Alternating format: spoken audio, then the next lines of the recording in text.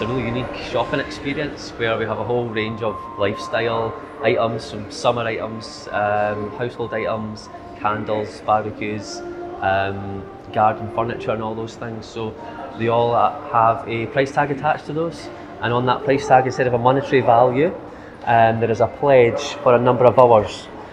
So to purchase that item, there's no cash, no cards, you would pledge your hours to a particular charity to buy that item. I think it's amazing. I think it's absolutely amazing. What a great concept, and people can come in and buy decent products and not pay for cash. Amazing. Not only that, it's bringing people into the town. They're seeing all the volunteering opportunities, and yeah, it's giving something back to the community, isn't it, at the end of the day? Giving time back to the local community really forms a big part of our purpose. You know, community is something which is central to all our branches.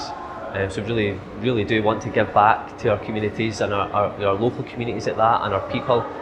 Because without our communities and the people within those, yeah, they form a big part. Yeah.